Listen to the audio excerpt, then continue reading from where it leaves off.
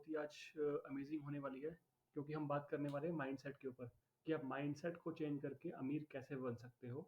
दोस्तों, आपने देखा होगा कि जो गरीब लोग होते हैं, उनकी सराउंडिंग भी गरीब होती है, इसलिए वो गरीब होते हैं। जब उनके मन में ऐसे बिजनेस वाले या फिर कमाने के बढ़िया तरीके नहीं आएंगे, तो वो गरीब ही रहेंगे। ठीक है।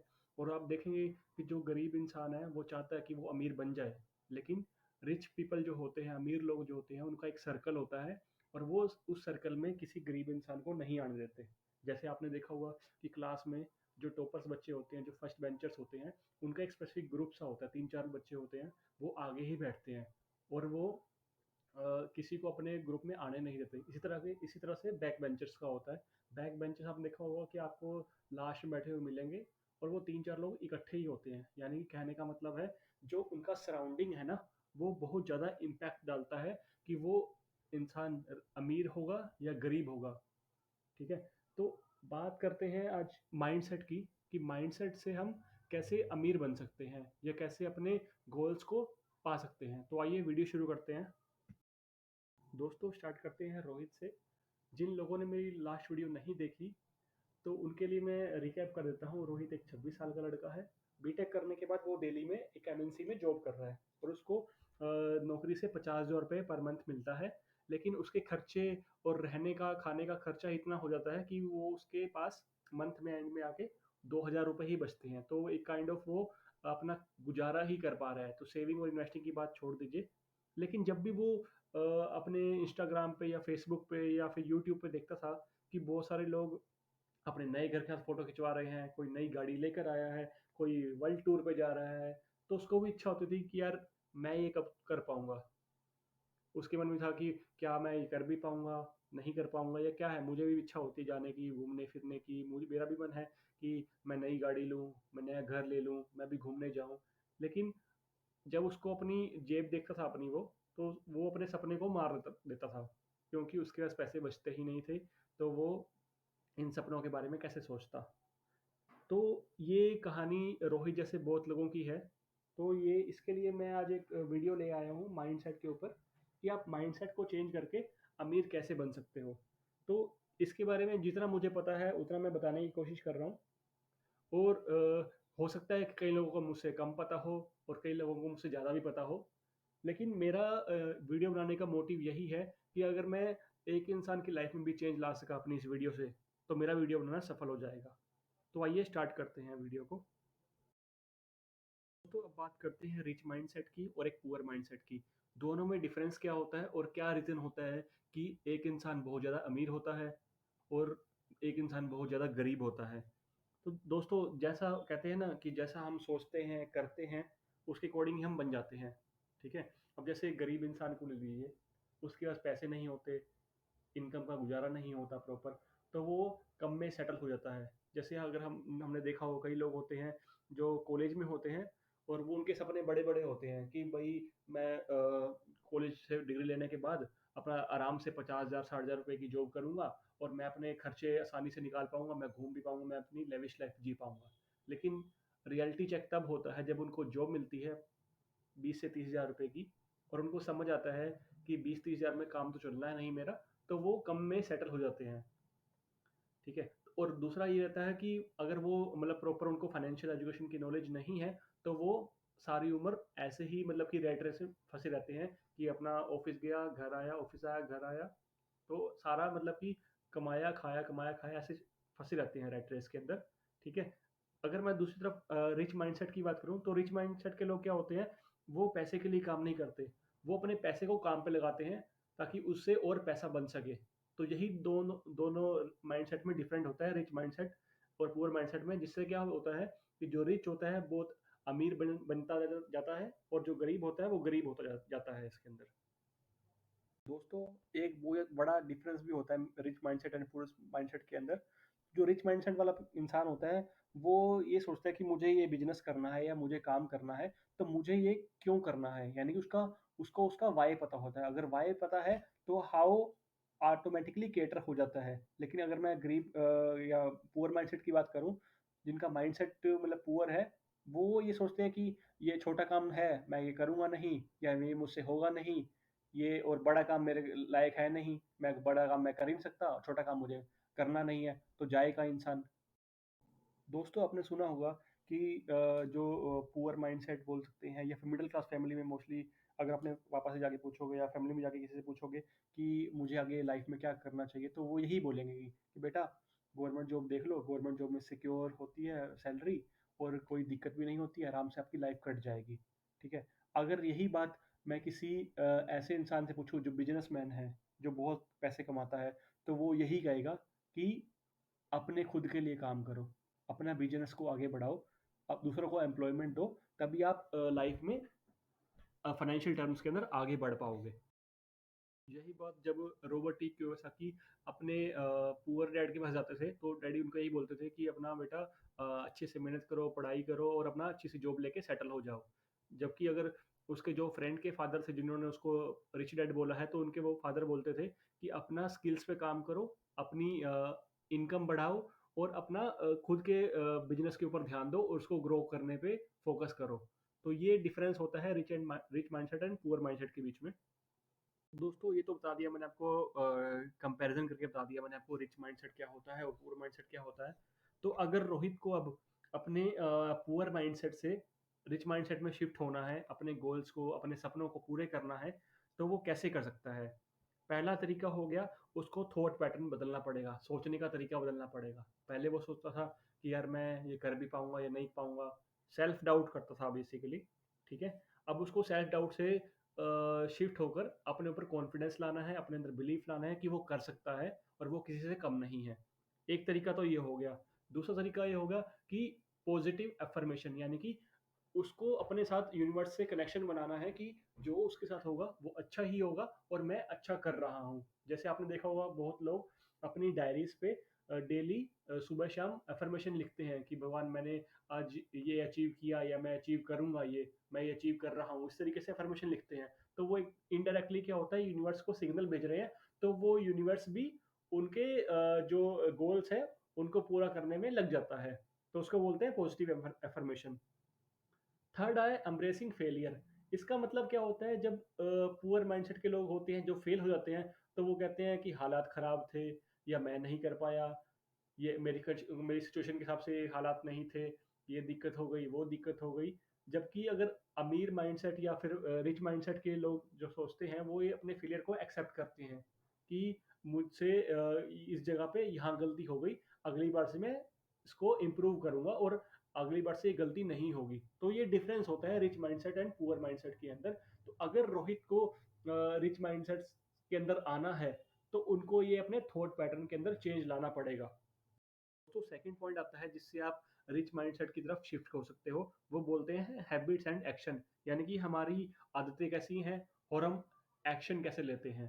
तो दोस्तों आपने देखा होगा कि जो पुअर माइंडसेट के लोग होते हैं अपने गोल्स कभी सेट नहीं करते कि मुझे लाइफ में ये अचीव करना है, मतलब कि मुझे मतलब इतना पैसे जमा करना है, मुझे वर्ल्ड टूर पे जाना है या फिर मुझे अपने लिए घर बनाना है। ये उनके गोल्स में नहीं होता कभी ना, वो कभी गोल्स अपने पेपर पेन पे डायरी पे लिख के रखते कहीं पे। ठीक है। तो ये एक अच्छी आदत नहीं है। जो मतलब रिच माइंडसेट के लोग होते हैं वो अपना प्रॉपर पेपर डायरी पे लिख के रखते हैं कि उनको कौन सा गोल अचीव करना है, और वो गोल टाइम बाउंड होता है, मेजरेबल होता है और एक्शन ओरिएंटेड होता है साथ में। कि उनको पता है कि मेरा गोल क्या है। मुझे मान लो 5 साल में मुझे अपना लिए घर लेना है, तो कितने पैसे लगेंगे, कितने पैसे मेरे पास इकट्ठे हो जाएंगे, और उसके लिए पैसे इकट्ठे करने के लिए मुझे क्या क्या एक्शन लेना पड़ेगा, मेरी करंट फाइनेंशियल सिचुएशन से वो अचीव हो पाएगा या नहीं हो पाएगा, मुझे एक्स्ट्रा एक्शन लेना पड़ेगा या क्या एक्स्ट्रा करना पड़ेगा ताकि मैं वो घर ले पाऊँ। दोस्तों अगर हमें रिच माइंडसेट को फॉलो करना है या रिच माइंडसेट अपने अंदर डेवलप करना है, तो हमें कंटिन्यूस लर्निंग करनी पड़ेगी। क्योंकि अमीर लोग आपने सुना होगा बहुत ज़्यादा लर्न करते हैं, बहुत ज़्यादा अपने ऊपर ध्यान देते हैं, माइंडसेट के ऊपर ध्यान देते हैं और बहुत सारी किताबें पढ़ते हैं जिससे उनको नॉलेज मिलती है और वो नॉलेज को अपने बिजनेस में इम्प्लीमेंट करते हैं। तो दोस्तों इस केस में जो रोहित है उसको 50,000 रुपये पर मंथ की सैलरी मिल रही है। अगर अपनी वो लर्निंग पे फोकस नहीं करेगा, यानी कि कोई नया स्किल नहीं सीखेगा, अपने प्रोग्रामिंग लैंग्वेज का, अपने जो फील्ड से रिलेटेड कोई नया स्किल नहीं सीखेगा, तो उसकी ग्रोथ नहीं हो पाएगी। तो ये हर जगह अप्लाई होता है, चाहे आप बिजनेस कर रहे हैं, चाहे आप सैलरीड पर्सन हैं, तो ये हर जगह अप्लाई होता है कि अगर आपको ग्रोथ माइंडसेट के अंदर आना है तो आपके लिए कंटिन्यूस लर्निंग बहुत ज़्यादा जरूरी है। थर्ड आता है टेकिंग कैलकुलेटेड रिस्क।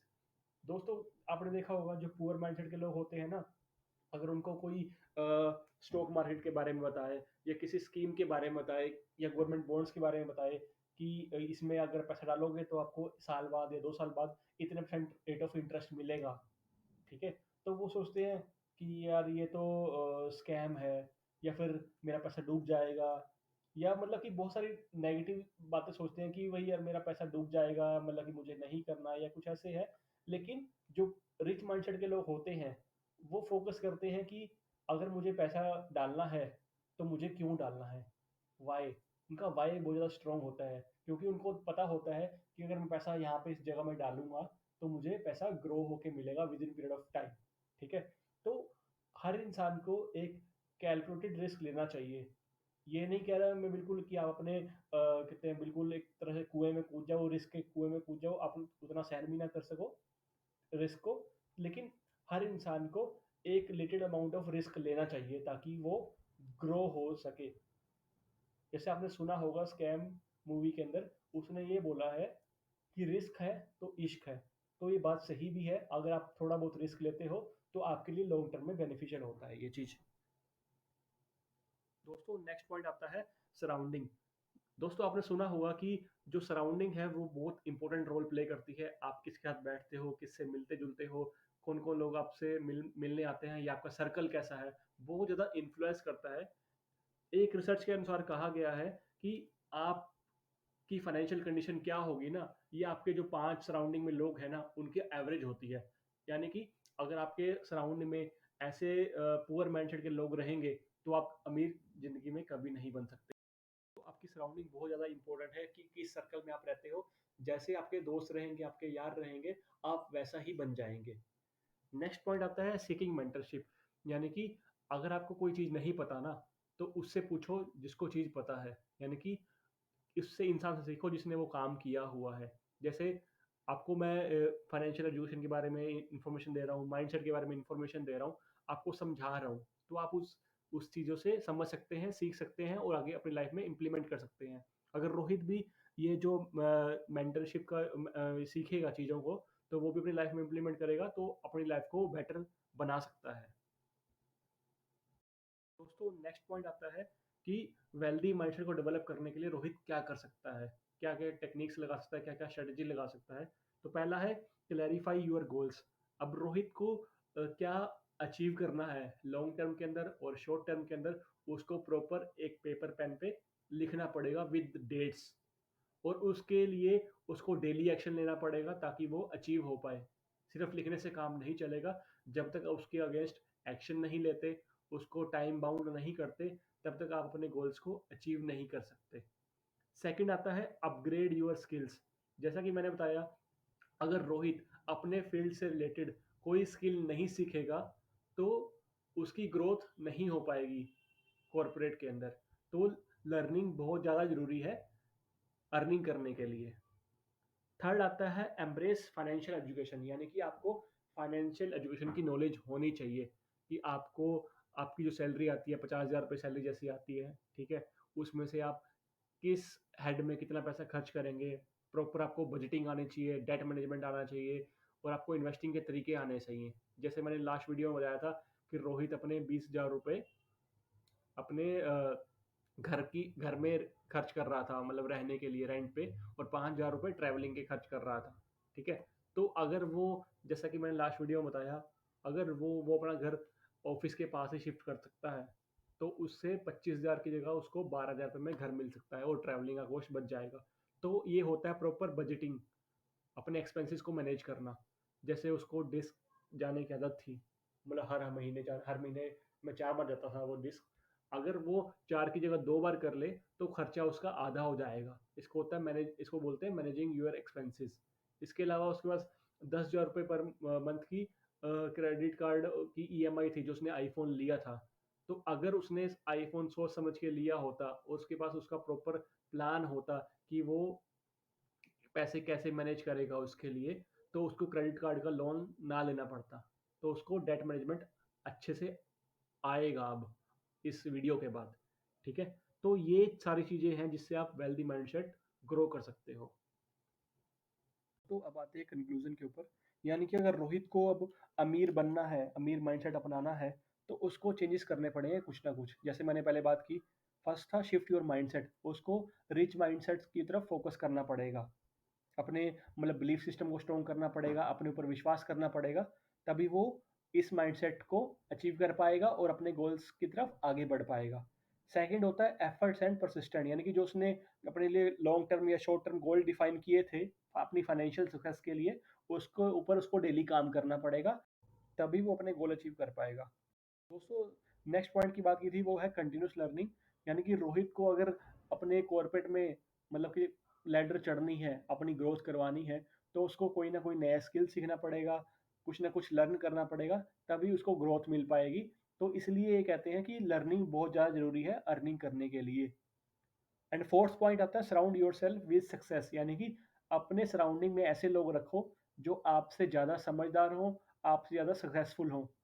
क्योंकि अगर आप अपने सराउंडिंग में ऐसे लोग रखोगे जो पुअर माइंडसेट के हैं, तो आप भी अल्टीमेटली पुअर बन जाओगे। जैसे कहते हैं ना कि एक सड़ा हुआ सेब पूरी टोकरी को गंदा करता है। अगर आप मतलब कि ऐसे लोगों की संगति में रहेंगे जिनका माइंडसेट पुअर है, तो अल्टीमेटली अगर आपका थोड़ा बहुत भी रिच माइंडसेट है तो आपका भी माइंडसेट पुअर हो जाएगा। तो हमने इस पार्ट में बात करी आप माइंडसेट को चेंज करके अमीर कैसे बन सकते हैं। तो अमीर बनने के और भी तरीके हैं और भी एक्सपेक्ट हैं जो हम अपनी आने वाली वीडियोस में लाते रहेंगे आप दोस्तों के लिए। ठीक है, तो आज की वीडियो में इतना ही। अगर आपको हमारा कंटेंट पसंद आया तो आप लाइक कीजिए, शेयर कीजिए एंड सब्सक्राइब कीजिए। और सपोर्ट तो आप दिखा ही रहे हैं और आगे आगे भी दिखाते रहेंगे। अगर आप किसी के कोई क्वेश्चंस वगैरह हैं तो आप कमेंट बॉक्स में कमेंट कर सकते हैं। Thank you so much guys, thank you for your support.